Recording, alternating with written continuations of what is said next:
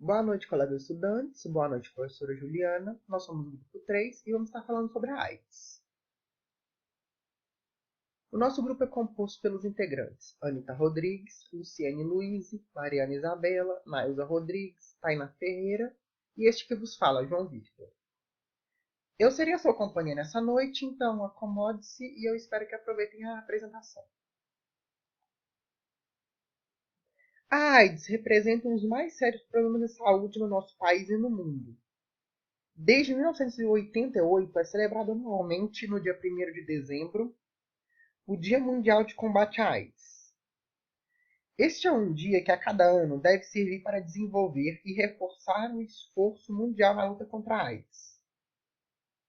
O objetivo desse dia é estabelecer o entrelaçamento de comunicação, promover troca de informações e experiências e de criar um espírito de tolerância social.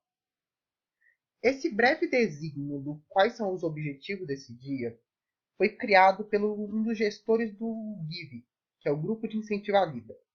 O GIVE é um grupo de ajuda mútua para pessoas com sorologia positiva ao HIV e dirigido também por portadores. Eles atuam dando assistência psicológica e médica para pessoas com sorologia positiva. Eles são uma instituição não governamental e sobrevivem através de doações de parceiros. Caso no final dessa apresentação alguém se interesse em querer contribuir ou saber mais sobre essa ONG, pode me procurar que eu vou estar passando as informações, ok? Mas agora vamos dar sequência à apresentação.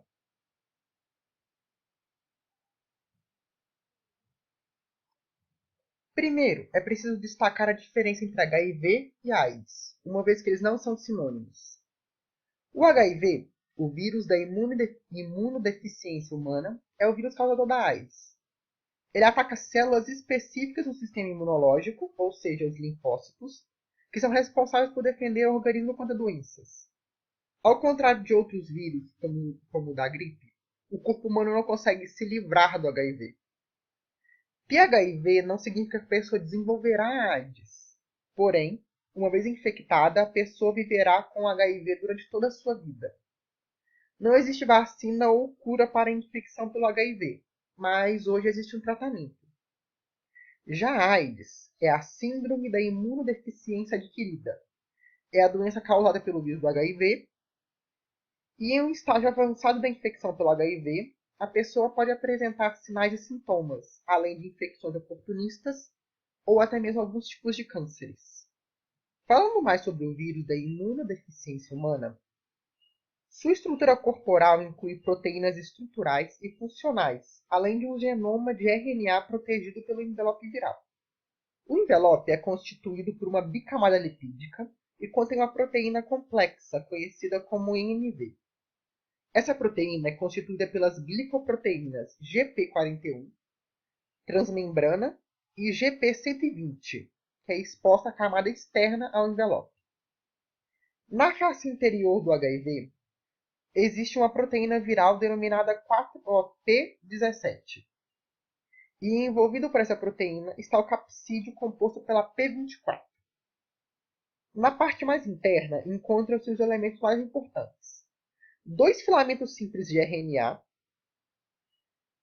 que no caso é a proteína P7, nucleocapsídeo, e 3 enzimas essenciais. P51, que é a transcriptase reversa, P11, a protease, e a P31, a integrase. O vírus do HIV surgiu a partir de um vírus chamado CIV, encontrado no sistema imunológico de chimpanzés e do macaco verde africano. Apesar de não deixar esses animais doentes, o CIV é um vírus altamente mutante. O CIV presente no macaco verde teria criado o HIV-2, uma versão menos agressiva, que demora mais tempo para provocar a AIDS. Já os chimpanzés deram origem ao HIV-1, a forma mais mortal do vírus. O infectologista Jacir Pasternak, do Hospital Beneficência Portuguesa em São Paulo, diz que é provável que a transmissão para o ser humano, tanto do HIV-1 como do HIV-2, aconteceu em tribos da África Central que caçavam ou domesticavam chimpanzés ou macacos verdes. Não há um consenso sobre a data das primeiras transmissões. O mais provável, porém, é que tenham acontecido por volta de 1930.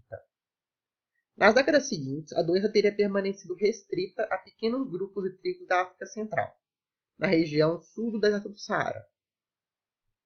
Nas décadas de 60 e 70, durante as guerras de independência, a entrada de mercenários no continente começou a espalhar a AIDS pelo mundo. Haitianos levados para trabalhar no antigo Congo belga, hoje República Democrática do Congo, também ajudaram a levar a doença para outros países. Entre 1960 e 1980, surgiram diversos casos de doenças que ninguém sabia explicar, com os pacientes geralmente apresentando sarcoma de Kaposi, um tipo de câncer, e pneumonia. Isso foi dito pela epidemiologista Cássia Buchala, da Universidade de São Paulo.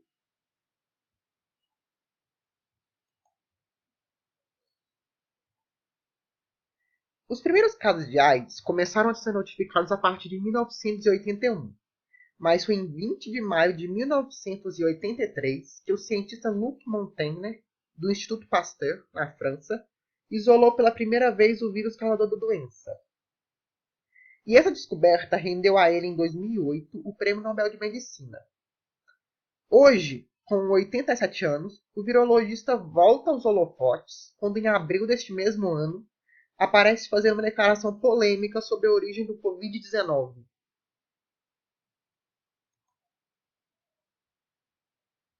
Durante os anos de 80 e 90, a grande contaminação de pessoas pelo HIV, os homossexuais, que já eram um grupo minorizado, inferiorizado e discriminado pela sociedade, sofreu com ainda mais preconceito, quando a homossexualidade masculina se transformou num sinônimo de AIDS. No início, a associação chegou a tal ponto que a doença, recém-descoberta, chegou a ser chamada de GRID, Gay Related Immunodeficiency, nos meios científicos, e de câncer gay, peste gay ou peste rosa pela imprensa e pela opinião pública. Um lamentável episódio histórico, mais um na realidade, sobre a falta de respeito do ser humano para com seus iguais, baseados em preconceitos e discriminações que perduram, infelizmente, até os dias atuais. A transmissão acontece em secreções como sangue, esperma, secreção vaginal e leite materno. Nesses casos, o vírus aparece em quantidade suficiente para causar a moléstia. Para haver transmissão, o líquido contaminado de uma pessoa tem que penetrar no organismo de outra. Isso se dá através da relação sexual, sendo ela heterossexual ou homossexual, sem uso de camisinha. Ao se compartilhar seringas, em acidentes com agulhas e objetos perfuro-cortantes infectados, na transfusão de sangue contaminado, na transmissão vertical de mãe infectada para o feto durante a gestação, trabalho de parto ou durante a amamentação.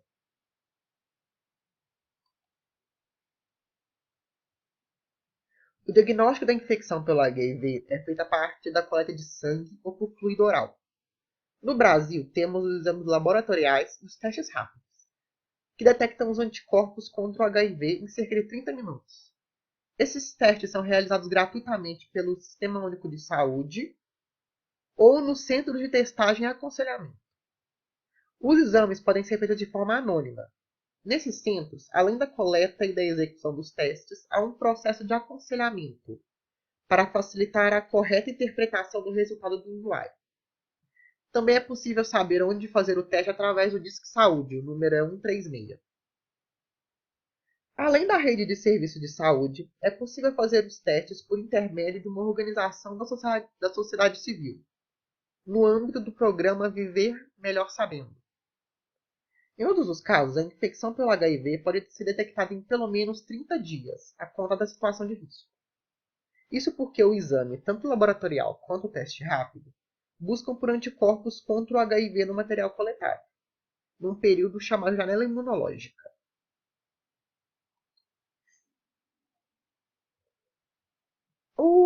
Uma vez dentro do organismo, o vírus age em 4 etapas. A primeira delas é a que chamamos de infecção aguda, que acontece de 3 a 6 semanas após a infecção, onde uma grande quantidade de vírus é produzida pelo corpo. Muitas pessoas, nessa etapa, costumam apresentar sintomas que eles descrevem como a pior gripe que já tiveram na vida. Depois disso vem a fase assintomática, que é quando o vírus está ativo, mas ele não enfraquece o organismo. ainda. Não há sintomas nessa fase. E se a pessoa começar o tratamento, pode viver assim por décadas. Caso contrário, o estágio pode durar cerca de 10 anos ou menos. Na terceira fase, chamamos de sintomática inicial, os linfócitos TCD4 começam a se reduzir drasticamente e começam a surgir problemas como sudorese, fadiga, emagrecimento, diarreia, gengivite e herpes.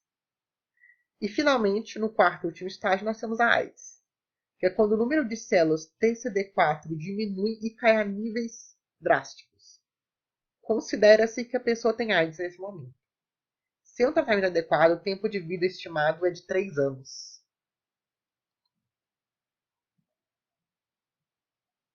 O vírus do HIV ele não consegue se replicar sozinho. Por isso ele pega carona na fábrica da célula do hospedeiro, entrando como um espião e fazendo com que a célula do hospedeiro trabalhe para fazer novos vírus. Bom, mas como que isso acontece? Primeiro, o vírus se liga ao receptor do TCD4, do linfócito, no caso, onde há uma fusão na membrana do vírus e da célula. Depois dessa união, o vírus libera o seu material genético no interior da célula e, a partir daí, mudanças e reações com proteínas fazem com que o material genético do vírus se desloque até o núcleo da célula. E quando ele chega lá, ele se integra ao material genético da célula. E uma vez incorporado a esse material genético, o material do vírus passa a influenciar a produção de mais material genético viral. E depois disso ele dispersa-o pelo citoplasma. Os materiais genéticos virais novinhos em folha usam a proteína de membrana celular para formar sua própria membrana, até que ocorra uma superlotação de vírus em seu interior e a célula acabe morrendo, espalhando milhares de novos vírus pelo corpo. Sintomas. A pessoa contaminada pode vir a apresentar sintomas como febre persistente, suores noturnos, cansaço, rápida perda de peso, tosse seca e prolongada, inchaço nos gânglios linfáticos, dores de cabeça, diarreia por mais de um mês, seguida de náusea e vômito, manchas vermelhas, pequenas bolinhas e ou feridas na pele, candidíase oral ou genital e dor nos músculos e nas articulações. Para falar sobre a vida dos portadores do HIV, o nosso grupo escolheu o nosso primeiro artigo, que é chamado Crianças e Adolescentes Vivendo com HIV e Suas Famílias, Aspectos Psicossociais e Enfrentamentos, escrito pelos autores Eliane Maria Fleury Sage, Valniceia dos Santos Rossi, Keila Furuhashiviana, Ana Karenine de Menezes e Everson Meirelles. O artigo foi escrito no ano de 2005. Bom, o artigo é, na verdade, o resultado de um estudo onde participaram 43 cuidadores de crianças ou adolescentes ou soropositivos em acompanhamento pediátrico em 2 serviços de referência para atendimento do HIV na rede pública de saúde. O estudo aconteceu através de um questionário sociodemográfico sobre condições de saúde e psicossocial. Bom, o questionário revelou que é muito importante a educação em relação sobre a AIDS, uma vez que apenas 13 crianças e adolescentes sabiam sobre seu diagnóstico, e as idades dessas crianças variavam entre 5 a 12 anos, sendo 5 a idade pré-estabelecida para poder participar desse experimento. Quando perguntados sobre a vantagem da criança já saber sobre seu próprio diagnóstico, 10 cuidadores apontaram aspectos positivos, como a adoção de uma postura mais ativa quanto ao autocuidado e ao tratamento pelos pacientes. 4 cuidadores apontaram desvantagens na revelação. Eles justificaram usando o argumento de que o medo de que os pacientes informassem sobre o HIV para outras pessoas e, consequentemente, por ser vítima de preconceito e rejeição. Quanto às expectativas sobre a revelação do diagnóstico no futuro, foram mencionadas vantagens relativas à maior participação do paciente no tratamento e no autocuidado, maior facilidade para lidar com seu problema de saúde, além de melhor compreensão sobre sua própria condição de saúde. Isso mostra a importância da disseminação de informação e do uso do tratamento. O preconceito acerca do HIV existe. Isso é um fato inegável, mas ele não deve se tornar um marco traumático na vida de uma pessoa soropositiva. Uma vez que, seguindo as orientações médicas e o tratamento, essa pessoa poderá viver normalmente por todo o resto de sua vida. As estatísticas acerca do HIV no Brasil são divulgadas anualmente pela UNAIDS. E em sua versão mais atual, referente ao início do começo do ano de 2019, apresentam os seguintes resultados. Em 2018, haviam cerca de quase 38 milhões de pessoas vivendo com HIV, sendo que 36 milhões delas eram adultos e quase 1,8 milhões eram crianças, menores de 15 anos. 79% de todas as pessoas vivendo com HIV conheciam seu estado sorológico, e cerca de 8 milhões não sabiam que estavam vivendo com HIV. Pessoas vivendo com HIV com acesso à terapia antirretroviral. Até o fim de junho de 2019, quase 25 milhões de pessoas vivendo com HIV tinham acesso à terapia antirretroviral. Nós falaremos mais sobre essa terapia mais à frente. Em 2018, 23 milhões de pessoas vivendo com HIV tinham acesso à terapia, o que representa um avanço, já que mais do que 7 milhões em 2010. Em 2018, 62% de todas as pessoas vivendo com HIV tiveram acesso ao tratamento. Novas infecções por HIV. As novas infecções por HIV foram reduzidas em 40% desde o pico, que foi em 1997. Em 2018, cerca de quase 1,8 milhões de novas infecções por HIV aconteceram, em comparação a quase 3 milhões em 1997. Desde 2010, as novas infecções por HIV diminuíram cerca de 16%, de 2 milhões para 1,8 milhões em 2018. Desde 2010, novas infecções por HIV entre crianças diminuíram em 41%, de 280 mil em 2010 para 160 mil em 2018. As mortes relacionadas ao HIV. As mortes relacionadas ao HIV foram reduzidas em mais de 51% desde o pico de 2004. Em 2018, cerca de 770 mil pessoas morreram de doenças relacionadas à AIDS em todo o mundo, em comparação com 1,8 milhões em 2008 e 1,2 milhões em 2010. A mortalidade relacionada ao vírus diminuiu 33% desde 2010. E os investimentos? No final de 2018, cerca de 19 bilhões de dólares constantes estavam disponíveis para a resposta à AIDS em países de baixa e média renda, quase 1 bilhão a menos que em 2017.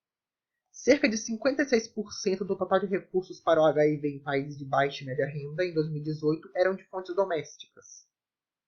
O UNAIDS estima que serão necessários 26,2 bilhões de dólares para a resposta à AIDS em 2020.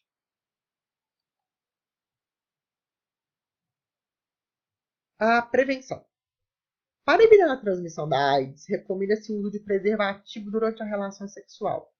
A utilização de seringas e agulhas descartáveis deve ser efetuada com o uso de luvas para manipulá-las corretamente, além de um extenso cuidado com feridas e líquidos corporais, bem como testar previamente o sangue e hemoderivados para a transfusão, evitando alguma surpresa, indesejável no caso.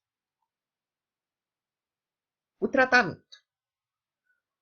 Hoje, o principal meio de tratamento para a AIDS são os medicamentos antirretrovirais, os ARV, que surgiram na década de 80 para impedir a multiplicação do HIV no organismo.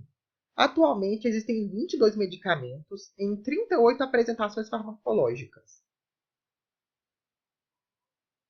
Estes medicamentos antirretrovirais fazem parte da terapia antirretroviral que eu comentei anteriormente, se lembram? E é nesse ponto do trabalho que nós inserimos o nosso segundo artigo estudado, que se chama Início da terapia antirretroviral em estágio avançado de imunodeficiência entre indivíduos portadores de HIV e AIDS em Belo Horizonte, Minas Gerais, Brasil. Ele foi escrito pelos autores José Roberto Mag Fernandes, Francisco de Assis Acúrcio, Lorenza Nogueira Campos e Mark Drew Cosland Guimarães, no ano de 2009. O Projeto ATAR é um estudo prospecto cujo objetivo primário foi determinar a incidência de não adesão à TARV, que é a terapia antirretroviral, e fatores associados a esse evento, entre pacientes infectados pelo HIV em início do TARV, desenvolvido entre maio de 2001 e maio de 2003. O projeto ATAR foi realizado em 2 serviços públicos de saúde de referência para assistência ambulatorial em HIV em Belo Horizonte: o Centro de Treinamento e Referência em Doenças Infectoparasitárias, no Ambulatório Orestes, e o Ambulatório do Hospital Eduardo de Menezes. O recrutamento ocorreu durante o comparecimento à farmácia dos serviços de saúde para a primeira dispensação de ar. Aqueles pacientes que concordaram e assinaram o termo de consentimento foram entrevistados antes de iniciar o uso do ARV no primeiro, quarto e 7º mês de acompanhamento. Os dados de dispensação dos medicamentos e acompanhamento clínico foram coletados até 12 meses após a entrevista basal. Durante o estudo, foi definido como ter a contagem de linfócitos TCD4. Dos 406 participantes do projeto ATAR, foram excluídos dessa análise 30 indivíduos que não apresentavam registro de contagem de linfócitos, que é o TCD4, antes ou até 30 dias após o início da TARV. Além disso, foram excluídos 57 gestantes e 9 participantes cujos prontuários médicos não foram localizados, finalizando um total de 310 participantes. Foi alta a proporção de indivíduos iniciando tardiamente a TARV nessa população.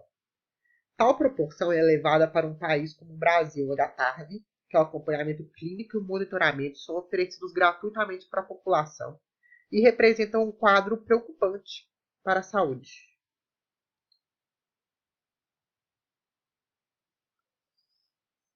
As pessoas curadas pelo HIV. Anteriormente nessa apresentação, eu mencionei que a AIDS não tem cura.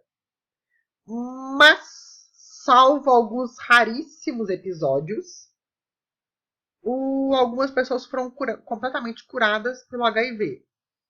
Mas aí você vira e pergunta: João, como isso é possível?